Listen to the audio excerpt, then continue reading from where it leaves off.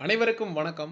அரசியல்ல எந்த அளவுக்கு எதிரிகள் முக்கியமோ, அதை விட துரோகிகள களை எடுக்கிறது அப்படிங்கிறது ரொம்ப ரொம்ப முக்கியம். நாம் தமிழர் கட்சியில இருந்து பயணப்பட்ட 2 நபர்கள், இப்போ ஒட்டுமொத்தமாக நாம் தமிழர் கட்சிக்கு எதிராக, நாம் தமிழர் கட்சியை எப்படியாவது காலி பண்ணிறணும் அப்படின்னு திட்டம் போட்டு வேலை செய்றது இப்பொழுது அம்பலமாயிருக்கிறது. 2 நபர்கள், இந்த நபர்கள பற்றி நான் இதுக்கு முன்னாடியே ஒரு காணொளி ஒண்ணு வெளியிட்டிருந்தேன். ஒருத்தர் பால் டப்பா, இன்னொருத்தர் ஷில்பா குமார். இவங்க 2 பேரும் நாம் தமிழர் கட்சி எது பண்ணாலும் நொட்ட, நொல்ல, கொறமயிர கண்டுபிடிச்சுக்கிட்டு இருக்கிறது இவங்களுடைய முழு நேர வேலை. எப்படி இவனுங்க குறை கண்டுபிடிப்பானுங்கன்னா, முதல்ல சமூக ஊடகங்கள்ல எக்ஸ் தளத்தில ஒரு பதிவு ஒண்ணு போடுவானுங்க. அத இவனுங்களே வைரல் ஆக்குவானுங்க. கான்ட்ரோவர்சி ஆக்கி, அத வச்சு இவனுங்களே இவனுங்களுடைய யூடியூப் சேனல்ல பேசி ஆதாயத்தும் தேடுவானுங்க. இவனுங்க அதிமுக மற்றும் திமுகவுடைய பேரோல்ல வேலை பார்த்துக்கிட்டு இருந்ததா நமக்கு பல தகவல்கள் கிடைச்சிருந்தது. ஆனா, எந்த விதமான ஆதாரமில்லாத குற்றச்சாட்டையும் யார் மேலும் வச்சிறக்கூடாது அப்படிங்கிறதுல நான் ரொம்ப தெளிவா இருந்தேன். இப்ப தமிழக வெற்றிக் கழகத்திற்கு இந்த 2 நபர்களுமே, இந்த பால் டப்பா, இந்த ஷில்பா குமார் 2 பேருமே இறங்கி வேலை செய்றதாக நமக்கு ஒரு தகவல் அப்படின்றது கிடைத்திருக்கிறது. குறிப்பாக 21ஆம் தேதி நாம் தமிழர் கட்சியினுடைய மாநாடு திருச்சியில் மிக பிரம்மாண்டமாக நடக்க இருக்கிறது. அந்த மாநாட்டை சீர்குலைக்கணும். அந்த மாநாட்டை பற்றி நாம் தமிழர் கட்சி தம்பிகள் சமூக ஊடகங்கள்ல பதிவு போடக்கூடாது. இந்த 2 நபர்கள் மேலேயே நம்மளுடைய ஒட்டுமொத்த கவனமும் இருக்கணும் அப்படின்னு ரொம்ப அழகாக இறங்கி வேலை செய்றத நம்மளால புரிந்து கொள்ள முடிகிறது. நாம் தமிழர் கட்சி தம்பிகள் மிகவும் விழிப்போடு செயல்பட வேண்டிய நேரம் இது. குறிப்பாக இந்த பால் டப்பா தன்னுடைய மனைவியை வைத்தே ஒரு அரசியலை செய்வாரு அப்படின்னு நம்ம சத்தியமா நினைச்சு கூட பார்க்கல. நாம் தமிழர் கட்சிக்கும் இந்த பால் டப்பாவுக்கும் தொடர்ந்து சமூக ஊடகங்கள்ல வார்த்தை போர் அப்படிங்கிறது இருந்து வருகிறது. அதுல எவனோ ஒரு ஃபேக் ஐடி ஒரு பதிவு ஒண்ண போட்டிருக்கிறான். அந்த பதிவுல இந்த பால் டப்பாவுடைய மதிப்பிற்குரிய பால் டப்பாவுடைய மனைவியை பற்றி, "உன்னுடைய மனைவி பார்க்கறதுக்கு திருநங்கை மாரி தானே இருக்காங்க. அவங்கள பார்த்தாவது நீ திருநங்கைகளுக்கு மரியாதை கொடுக்க கத்துக்க" அப்படின்னு ஒரு பதிவு ஒண்ண போட்டுறான். அந்த பதிவை போட்டவன் உடன்பிறப்பா, அதிமுக காரனா, தமிழக வெற்றிக் கழகத்தை சார்ந்த தற்குறியா நமக்கு தெரியாது. உடனே இந்த பால் டப்பா என்ன பண்றாரு அப்படின்னா, அந்த பதிவை கோட் பண்ணி தன்னுடைய எக்ஸ் தளத்தில, "இதற்காகத்தான் நான் நாம் தமிழர் கட்சியை புறக்கணிக்கிறேன், எதிர்க்கிறேன். இன்னும் குறிப்பிட்டு சொல்லப்போனா, நாம் தமிழர் கட்சி என்பது தமிழ் தேசிய முகமூடி பொருத்திய ஒரு திமுக தான். இதை உணர்ந்ததால் தான் இவர்களை நான் ஏற்கவில்லை. இவர்களை நல்லவர் என்று இன்னும் நம்பும் ஒரு அப்பாவி கூட்டம் இருக்கத்தான் செய்கிறது. ஆனால் காலத்தால் அவர்களுக்கு புரிதல் ஏற்படும்" அப்படின்னு நாம் தமிழர் கட்சி இன்னொரு திமுக அப்படின்னு சமூக ஊடகங்கள்ல ஒரு கட்டமைப்பை பால் டப்பா இதை வச்சு ஏற்படுத்துறதுக்கு முயற்சி செய்கிறாரு. அதாவது பால் டப்பாவை பார்த்து நம்ம கேட்கக்கூடியது என்ன அப்படின்னா, உன்னுடைய மனைவி பற்றி ஒருத்தன் தவறுதலாக பேசியிருக்கான், அவனுடைய ஐடி என்ன அப்படிங்கிறது உனக்கு தெரியும். அந்த ஐடியை cybercrime.government.in அப்படிங்கிற தளத்துக்கு போய் நீ ஆன்லைனில் ஒரு கம்ப்ளைண்ட்டை ரிஜிஸ்டர் பண்ண முடியும். இல்லை, சட்டம் தன் கடமையை இரும்பு கடம் கொண்டு உடனடியாக செய்யணும் அப்படின்னா, தன்னுடைய மனைவியோடு பக்கத்தில் இருக்கக்கூடிய காவல் நிலையத்துக்கு சென்று, இந்த மாதிரி என்னை குறித்தும் என்னுடைய மனைவி குறித்தும் ஒருத்தன் இந்த ஐடியில கேவலமாக அவதூறாக எழுதுறான் அப்படின்னா, கண்டிப்பாக இவர் யூடியூப்ல பேசி பிரபலமா இருக்கக்கூடிய நபர் தான். அதிமுகவோட நெருக்கத்துல இருக்கக்கூடிய நபர் தான். நாம் தமிழர் கட்சிக்கு எதிராக வேலை செய்யக்கூடிய நபரு. அப்படிங்கிறப்ப இந்த பொலிட்டிக்கல் இன்ஃப்ளூயன்ஸு, அதுக்கப்புறம் காவல்துறை அதிகாரிகளுடைய பழக்கம், இதுக்கு முன்னாடி குண்டாஸ்ல கைதாகி ஜெயிலுக்கும் போயிட்டு வந்திருக்க.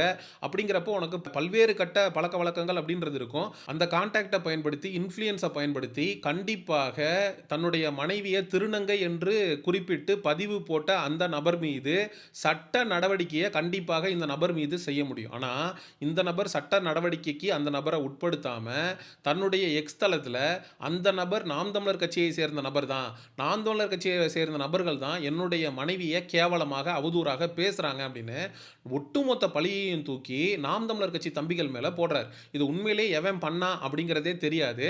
அப்படியே அவருடைய நோக்கம் என்னவாக இருக்கிறது அப்படின்னா, தன்னுடைய மனைவியை இழிவாக நாம் தமிழர் கட்சிக்காரன் பேசுறான் அப்படின்னு ஒட்டுமொத்தமா ஏடிஎம்கே காரன், தாவேகா காரன், திமுக காரன் நினைக்கிற மாதிரி திமுக உடைய ஐடி விங்கை விட நாம் தமிழர் கட்சியுடைய ஐடி விங்கு கேவலமாக செயல்படும் என்று நாம் தமிழர் கட்சியுடைய தம்பிகள் மீது ஒரு கேவலமான அவப்பெயரை உண்டு பண்ணுவதற்காக இந்த பால் டப்பா இறங்கி வேலை செய்கிறாருங்கிறது நமக்கு அப்பட்டமாக தெரிகிறது. இதெல்லாம் எங்கிருந்து தொடங்குது அப்படின்னு பார்த்தோம்னா, நாம் தமிழர் கட்சியினுடைய தலைமை ஒருங்கிணைப்பாளர் சீமான் அவர்கள் வில்லிவாக்கம் தொகுதியில் திருநங்கை வேட்பாளர் ரோஷினி அவர்களுக்கு வாய்ப்பு அப்படிங்கிறத கொடுக்குறாரு.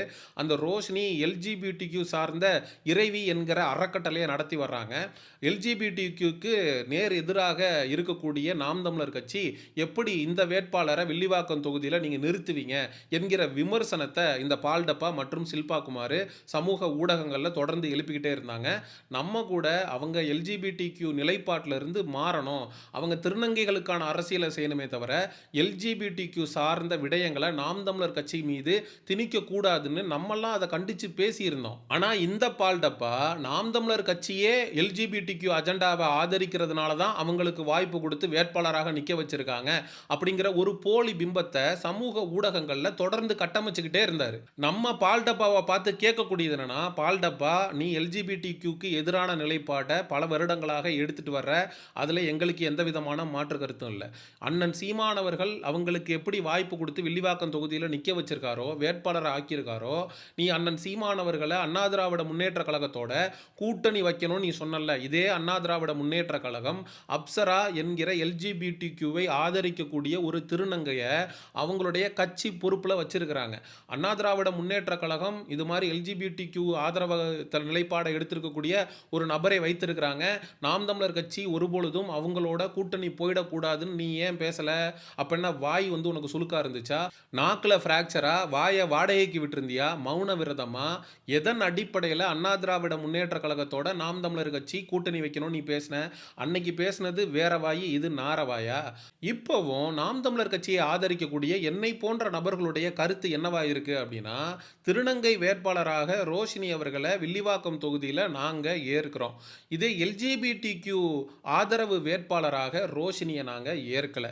இதே திருநங்கைகளுக்கு அவங்க சார்ந்து இருக்கக்கூடிய சமூகத்திற்கு அவங்க நல்லது செய்கிறாங்க, அது சார்ந்த கருத்துக்களை மக்கள்கிட்ட முன்வைக்கிறாங்க, திருநங்கைகளுடைய வாழ்வியலுக்கு அவங்களுடைய எதிர்காலத்திற்கு இவங்க நல்லது செய்யணும்னு நினைக்கிறாங்கன்னா அதை நம்ம வரவேற்கிறோம்.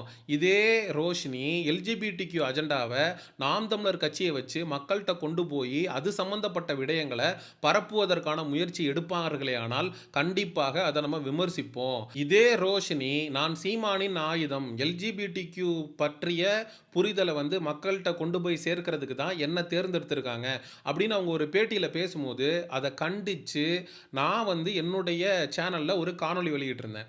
நீங்கள் திருநங்கையாக உங்களை நாங்கள் ஏற்கிறோம், இந்த எல்ஜிபிடிக்யூவை பரப்பக்கூடிய ஒரு நபராக உங்களை நாங்கள் எதிர்க்கிறோம் அப்படின்னு நிறைய நாம் தமிழர் கட்சி தம்பிகள் அவங்களுடைய எதிர்கருத்துக்களை பதிவு பண்ணியிருந்தாங்க. இதே நாம் தமிழர் கட்சியினுடைய ஐடி விங் பொறுப்பாளர்கள் எல்ஜிபிடிக்யூ சார்ந்து பேசும்போது அதை ஆதரித்து பதிவுகள் போடும்போது பல இடங்களில் நானே அவங்களை கண்டிச்சிருக்கேன். நிறைய நாம் தமிழர் கட்சி உறவுகள் அதை கண்டித்து காணொளி வெளியிட்டிருக்காங்க, பதிவுகளை போட்டிருக்காங்க. ஆனால் நாம் தமிழர் கட்சி ஒட்டுமொத்தமாக எல்ஜிபிடிக்யூ அஜெண்டாவை ஆதரிக்கிறது என்ற சித்தரிப்பு, அண்ணன் சீமானவர்களுக்கு எதிரான சித்தரிப்பு, வருகிற 21ஆம் தேதி மிக பிரம்மாண்டமாக நடக்கவிருக்கக்கூடிய மாநாட்டை சீர்குலைப்பதற்கான திட்டம், வருகிற 2026 தேர்தலிலே நாம் தமிழர் கட்சியை எப்படியாவது பலவீனப்படுத்தணுன்றதுக்காக திராவிட கட்சிகளே மேல் என்று எங்கேயோ பேரோல்ல காசு வாங்கிட்டு இந்த சில்பா குமாரும் இந்த பால்டப்பாவும் தொடர்ந்து சமூக ஊடகங்களில் யூடியூப் சேனல்களில் அண்ணன் சீமான் அவர்களுக்கும் நாம் தமிழர் கட்சிக்கும் எதிராக செயல்படுவது வன்மையான கண்டனத்துக்குரியது. நம்ம பால்டப்பாவை பார்த்து சொல்லணும்னு நினைக்கிற விஷயம் என்னன்னா, எவனோ ஒரு கிறுக்கன் உன்னுடைய மனைவியை பற்றி ஒரு பதிவை போடுறான் அப்படின்னா அவன் யாரு அப்படின்னு நீ கண்டுபிடிச்சு தன்னுடைய மனைவியை பற்றி பேசினவனை எவனா இருந்தாலும் தூக்கி ஜட்டியோட உள்ள உட்கார வைக்கணும்னு தான் நினைப்பான். அதை நாம் தமிழர் கட்சிக்காரன் மேலே திருப்பி விட்டுட்டு அரசியல் ஆதாயம் தேடணும்னு நினைக்க மாட்டான். முதல்ல உன்னுடைய மனைவி பற்றி இவ்வளோ கேவலமாக அவதூறாக பேசின நபர் யாருன்னு சட்டத்தின் முன் நிறுத்தி அவனுக்கு தக்க தண்டனையை வாங்கி கொடுக்கறது தான் இந்த பால்டப்பா செய்யக்கூடிய சரியான விடயமா இருக்கும். நாம் தமிழர் கட்சி உறவுகள் இந்த பால்டப்பா மற்றும் சில்பா குமார் தொடர்ந்து நாம் தமிழர் கட்சிக்கும் அண்ணன் சீமான் அவர்களுக்கும் எதிராக செயல்பட்டு வருவதை பற்றிய உங்களுடைய கருத்துக்களை மறக்காம கமெண்ட் செக்ஷன்ல சொல்லுங்க. சமூக நிகழ்வு அரசியல் சார்ந்த காணொளிகளுக்கு சேயோனிசம் சேனலை சப்ஸ்கிரைப் பண்ணுங்க. அடுத்த ஒரு காணொளி பதிவில் சந்திப்போம். நன்றி, வணக்கம்.